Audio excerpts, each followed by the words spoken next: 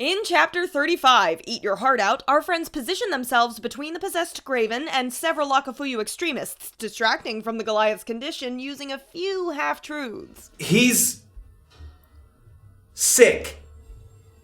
He means you no harm, but there's something wrong with him. As she begs for amnesty, Jillian touches Graven's arm, dampening his connection to Kuuzni's power with some unknown magic and allowing him to regain control of his body. The standoff subsides, and our friends cautiously travel onward.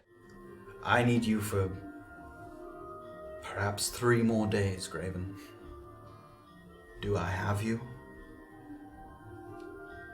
As much as I can give, yes. Jillian leads our travelers to the next geological landmark, but as they approach a lush, green forest nestled in a giant crater of mountains, Jillian looks confused. Is this not what you were expecting? Something the matter? Assuming that I'm looking at the right thing, they call this the Last Sip. An arid basin with a very small lake in the middle that fills up after a decent rainfall. This is not the arid basin that I was picturing. With no other options, our friends enter the isolated jungle, and it doesn't take long before Erland sees plants slowly turning in his direction, and an extreme hunger growing inside him, which he understandably keeps a secret. What is this mist? Why has this sprung up so suddenly? There's something wrong with this. This is dangerous. I know it's dangerous. I can't even... Something's not right about this place. Pressing on, our friends reach the center of the forest, where a giant fern has sprouted over what was once a lake, and constricted between its tendrils is a man, dressed in a specific kind of arming hood. Calcetra acquired this for me, and thought it might be useful for us to take along.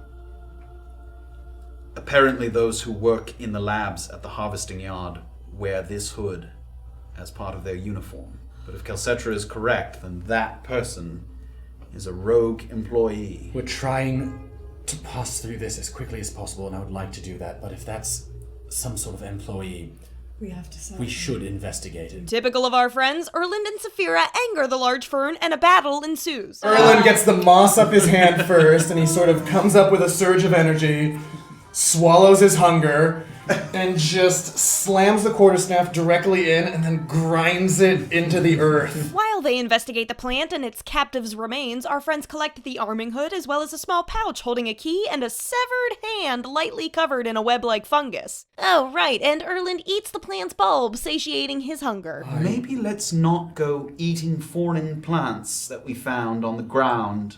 I agree with Jillian. It seems a bit risky, don't you think? If Beezaura eats that severed hand next, I'm leaving you all here in the jungle and going alone. Don't worry, I'm not that big of an What are you idiot. doing? I feel better. It's alright. I'm sorry. Eventually, our friends emerge from the forest and take a rest at a hot spring, soaking their feet. Erland and Orba privately divulge to Jillian some of the information they've been sitting on. She is somewhat frustrated by their secrecy. This is how we found out about the explosive myconid extract that I mentioned some days ago.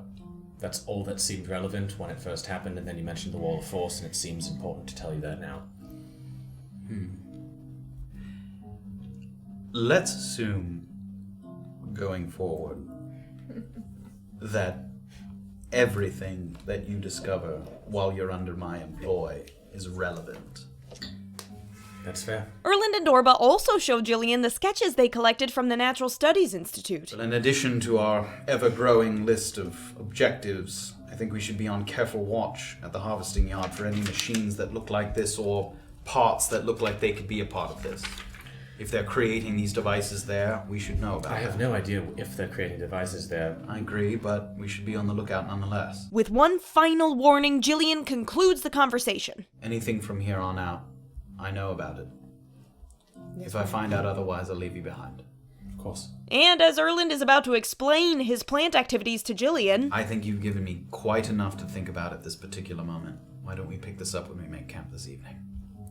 I swear to you, I have no idea what's happening to me, but I will not Prepare let it. yourself for the possibility that I leave you behind anyway.